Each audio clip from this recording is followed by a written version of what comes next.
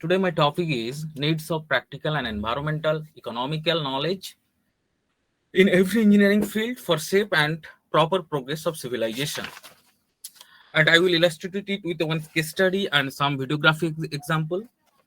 Now come to the preface. I can say that the analysis of structure and the design of its structural elements require not only the theoretical knowledge of the subject, but also it needs some proper practical design experience. Before we analyze a structure, firstly we should plan the structural arrangement in relation to the requirement of the equipment and machinery layout within the structure of a project. Secondly, we should take into the consideration of the selection of materials as well as their availability and the cost within the schedule construction program, because we want to do a design always should be economical. We should also examine the buildability of the structure with regard to the space restriction method of construction and geotechnical condition of the site. The sustainability and the environmental impact of the project should also be taken in account. Yes, or we should take in account the environmental aspects. We can give one example. In 2022, the Supertech Twin Towers of Noida, Uttar Pradesh were brought to rubble on August 28 after the Supreme Court order the demolition in last year. It was alleged that the Twin Towers were constructed in the violation of UP, that means Uttar Pradesh Apartment Act of 2010. So we should construct a building or construct anything in such a way that it should not be violate the environmental laws, or it should be according with the act of the state. That means it should be in proper boundary limit. Then we can say that during the analysis of any building or any structure, one should have a clear understanding and the conception of the behavior of the structure when the subjected to various type of forces. The analysis may be carried out either manually or by the moment distribution, or any kind of method which is suitable analytical method for that particular work, or by a well-established structural program. Like that program we have available now, that is TAD Pro or Abacus, Plexis. We know all that program related to civil engineering department. I have very few information about the program related to the mechanical or other department. I have only specific knowledge of the equipments related to the civil engineering department. When I carried out such a structural program, the understanding and the interpretation of the input and the output are very vital. Otherwise, it's led to errors. Errors means the human life errors, that means resulting in chaos, resulting in the collapse of the structure during the operational stage. And also, there are many books available now on the market on the design of different kind of structures or different kind of machineries dealing with the isolated problem, and mainly emphasizing the theory and not the practical design point of view, and dealing which is engineers required in the design office and the construction sites. So my basic point is that a student does not need only the practical and only the theoretical knowledge which are prescribed by the teachers in the college, but he also have a proper knowledge about the practical field experience. Now I will share a video of the biggest mistake of mega projects in the world, which charge a lots of billion, but ultimate results to it null. I will share the video.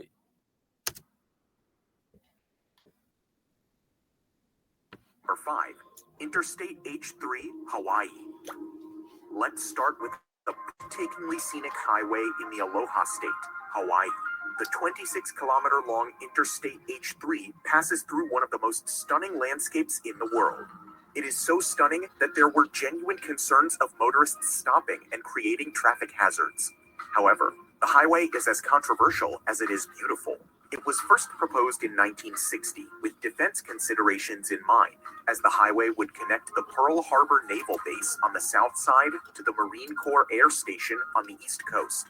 The announcement of its construction was immediately met with resistance from environmental groups, as well as native Hawaiians who were worried about the massive urbanization the project would bring.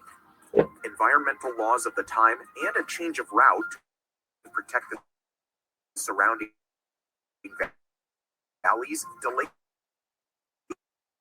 the plans indefinitely. 26 years later, the environmental hurdles were removed when the Congress exempted the project from in 1989. The highway was finally opened in 1997. Interstate H3 is often considered an engineering marvel because of the difficult terrain it is built on and the advanced technologies used in its construction. In addition to the numerous high-tech tunnels, the highway runs almost exclusively over viaducts to protect the local environment in the valleys below. Decades of decay, route changes, and newer but more expensive technologies meant that it was completed 5 times over the original estimated budget. The total cost of construction was $1.3 billion, which is about $50 million per kilometer, the most expensive cost per kilometer in the world. Despite the enormous budget, this beautiful highway isn't useful for everyone. Critics believe that it's a road to nowhere because the defense considerations of the 60s are no longer relevant, and the highway has no direct route to downtown Honolulu. Then there's the case of Native Hawaiians, a majority of whom refuse to use the H3 to this day. They consider it to be cursed, as many religiously significant cultural sites were destroyed during its completion. The Interstate H3 highway is certainly an achievement as far as megaprojects go. However, for certain Native groups,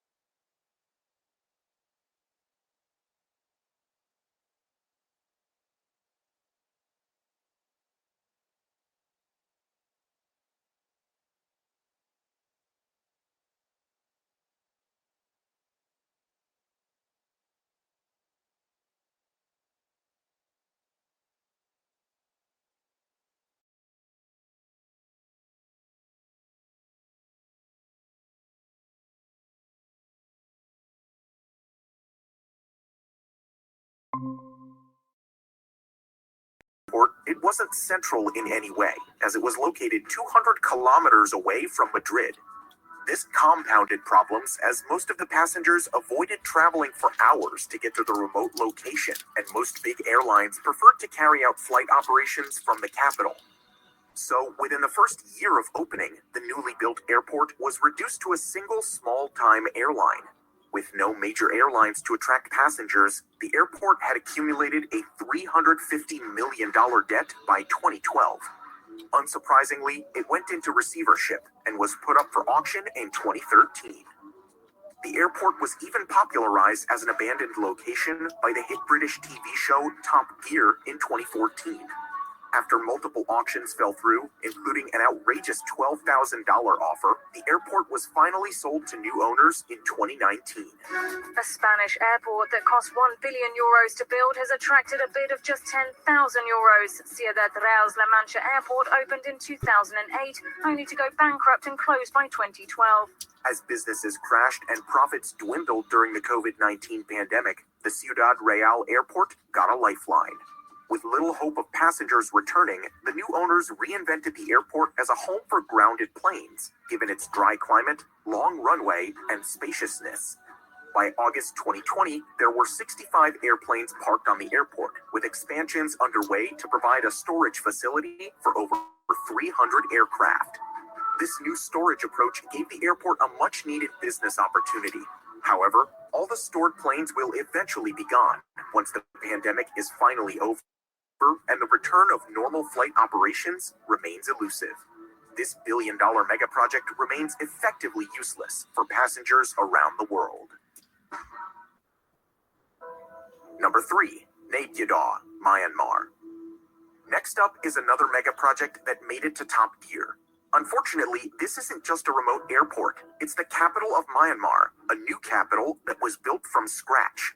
Myanmar's former military leadership started building a new capital in secret in 2002.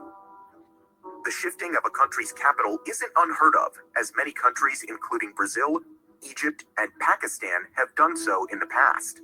In November 2005, Myanmar's leader announced his decision to the public, but he kept the name of a new capital a secret.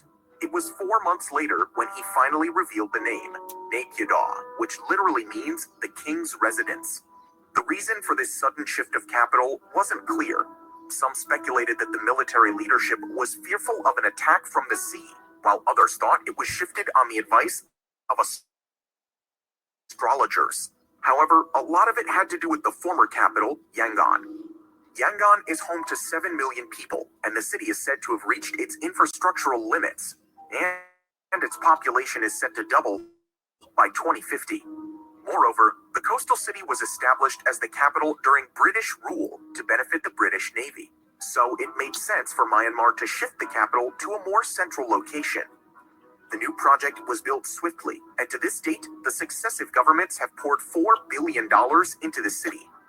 Naypyidaw seemingly has everything to attract visitors: a 20-lane highway, over 100 luxury hotels divided into 3 hotel districts, golf courses, museums, and even a 99-meter-tall replica of a landmark originally situated in Yangon. But there's one essential component that remains missing: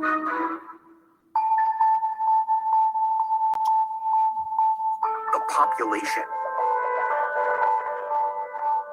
The new capital is home to less than 1 million residents, most of which reside in the suburbs that were present even before the city became the capital.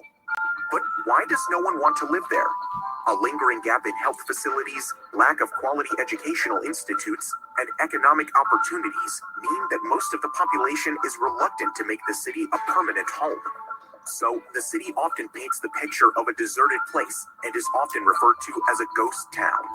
The incredible 20-lane highway is practically empty. Traffic congestion is unheard of, and at times, a single automobile is caught drifting along the tremendous road.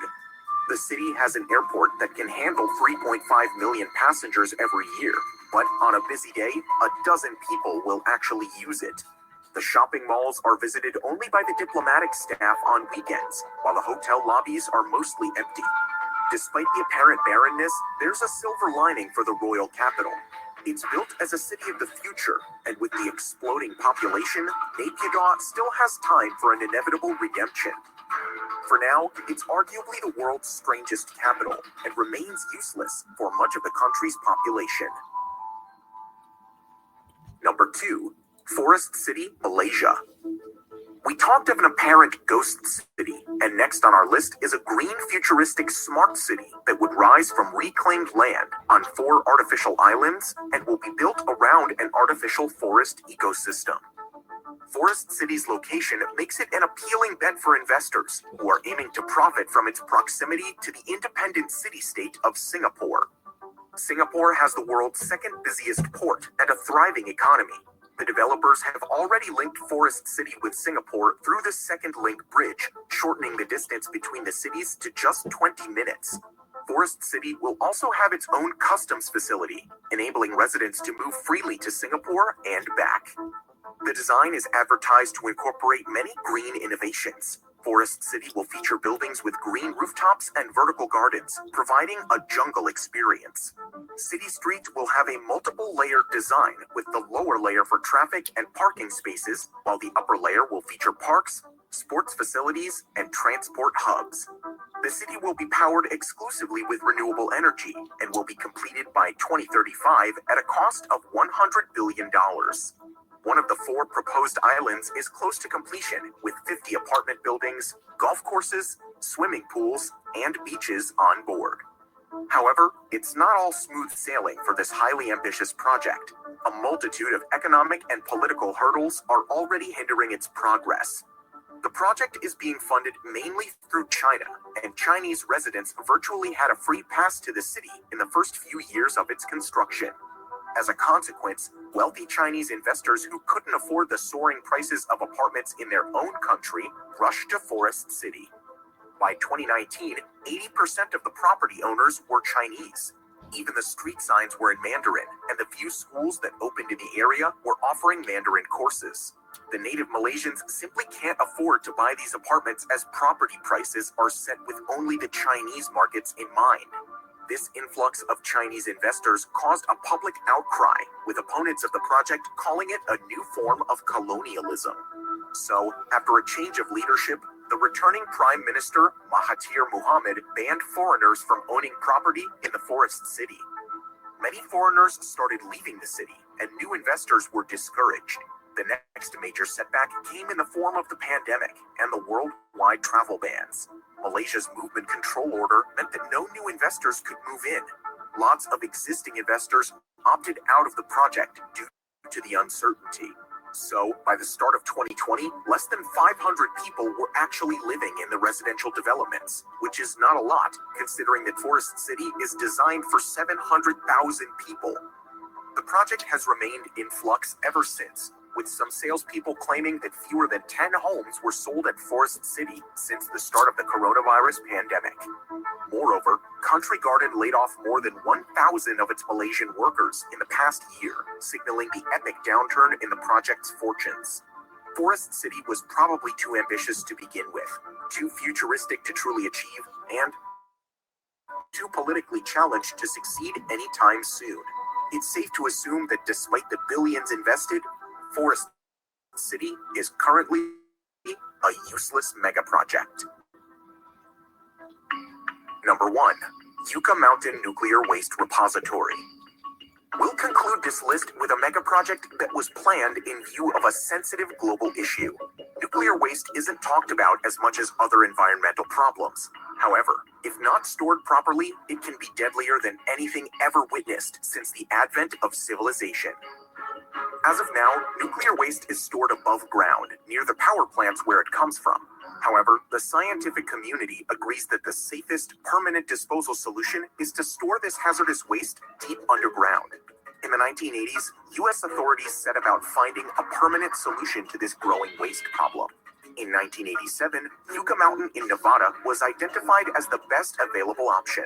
It was close to the USA's most used nuclear testing site and was away from any population centers. The plan was to deposit the waste from all over the country in a tunnel complex about 300 meters under Yucca Mountain. In addition to the isolated location, Yucca Mountain is made up of volcanic ash formed millions of years ago. It allows the Yucca Mountain to absorb any radioactive waste without crumbling or cracking. Yucca Mountain seemed like a great location for a repository on paper, but Nevadans were having none of it. The United States has over 100 operational and closed nuclear reactor sites in 34 states, but none of them were in Nevada. So, the congressional representatives and the general public vigorously opposed the idea of being the only nuclear dumping site in the whole country. Furthermore, question marks were raised over the official hydrological and geological surveys of the Yucca Mountain. Opponents believed that the site was unsuitable for a repository, as it runs the risk of contaminating a nearby water source. The water source flows into Amargosa Valley and is used by Native Americans who have lived in the area for centuries.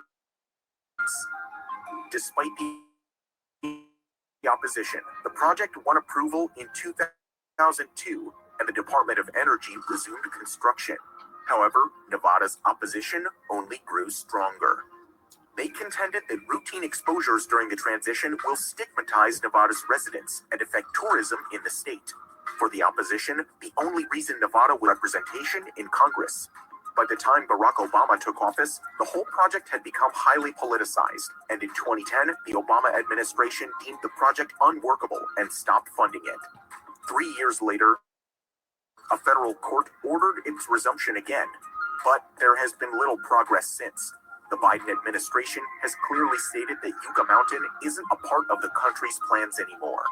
Nevada seems to have won the battle after 4 decades. Decades of planning, legal troubles, and over $17 billion have gone into the Yucca Mountain project. But after all is said and done, it has never been used and remains a useless mega project. So, what do you think about these mega projects?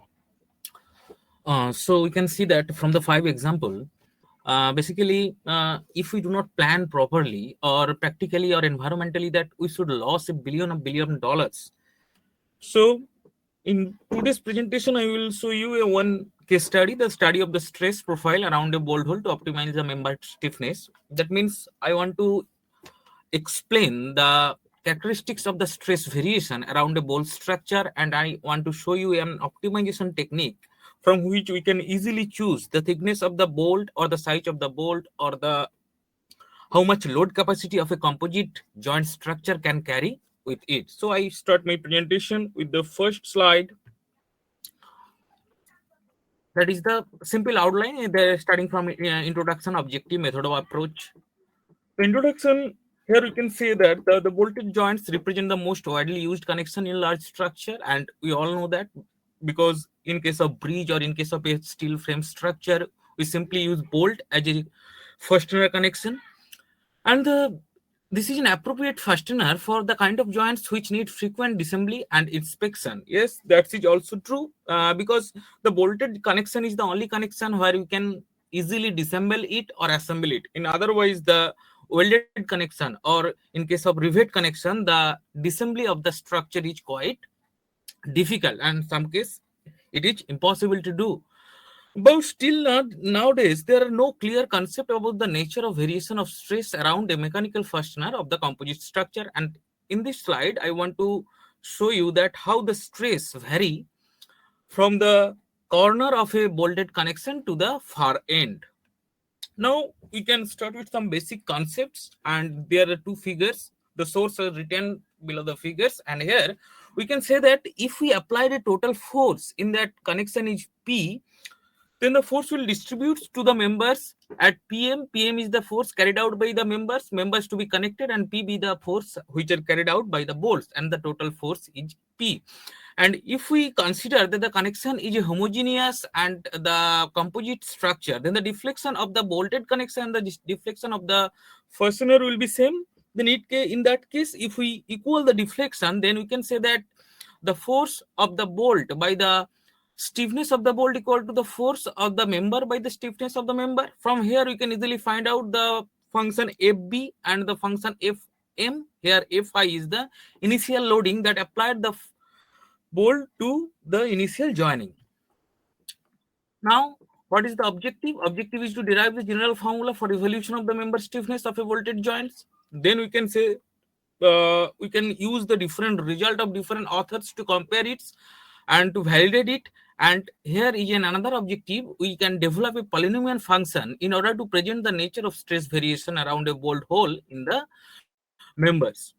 Now I will skip the methodology. I will show you on the screen. Here you can see that a bolted connection. Here the bolted connection. If we calculate the member stiffness, then we have to think about it is a solid conical shaped structure, and from the solid conical shaped structure, if we reduce the drill portion, that means the bolt hole portion, then we can find out easily the stiffness of the member. Here the stiffness is spring stiffness. You consider the spring stiffness K1. K1 represent the stiffness of the member, and the spring stiffness K2. K2 represent the stiffness of the bolt structure, and the total stiffness of the structure is KT equal to K1, that is the stiffness of the member, and K2 the stiffness of the bolt structure. Then we can easily that equation written here, all are the simple equation, and we all know about that no other equation is that much of difficult. And here all the simple equation. Here simply we can find out the deflection of the structure under a simple load of P, that the total deflection will be delta equal to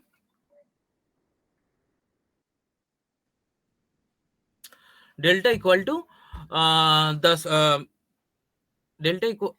deflection will be delta equal to P by E. P here is the force, is the area under the stress, is the modulus of elasticity, integration from the limit of d by 2 to d by 2 plus tan alpha, that is the alpha is the dispersion angle here. And from here we can easily find out the member stiffness, K member equal to K solid cone minus K cylinder, that is the equation pi ED by 2t into d by 2 plus 2 tan alpha minus pi EDH square by 4t. Now, if we find the behavior of the stress around the bolt hole, then you can imagine that the stress function is act like a parabolic function. That means the concentration of stress at the joint, at the connection of the members and the bolt is maximum, sigma xy maximum, when the bolt hole diameter th, where the th is 0 and it will disperse at some distance and equals to 0 at some maximum point, that is as a distance of phi.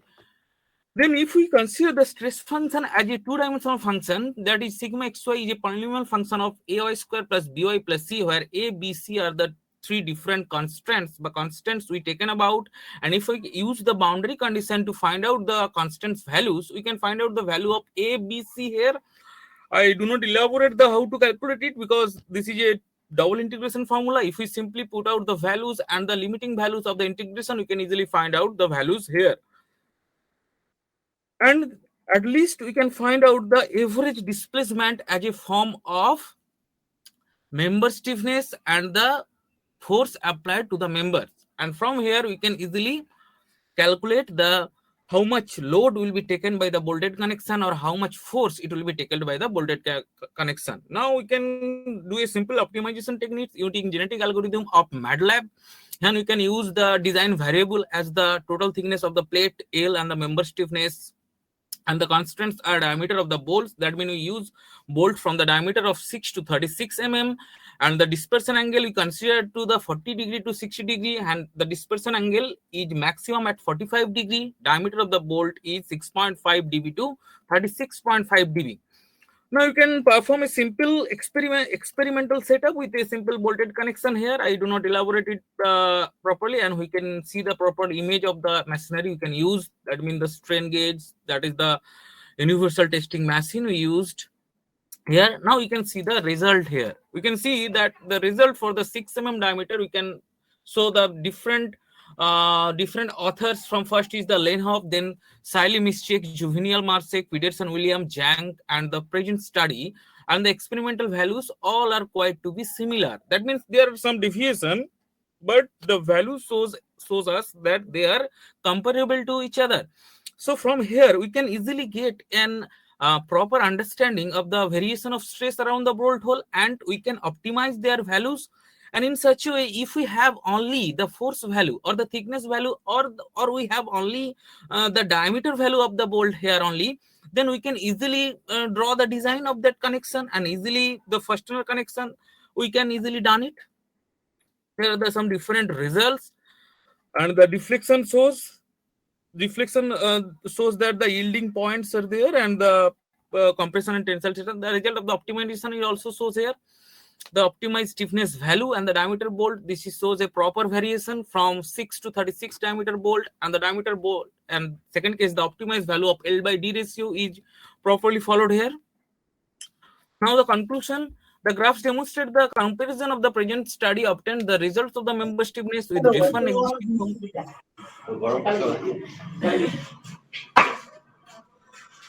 So we can conclude lastly that we do not only need the theoretical knowledge here, we also need the practical knowledge in engineering field specially. Otherwise we have to follow some inheritable amount of losses. So I will end my note here, and my special thanks to Pavitra and Rahul for giving me a chance to give that presentation and for selecting me as a keynote speaker. So thank you.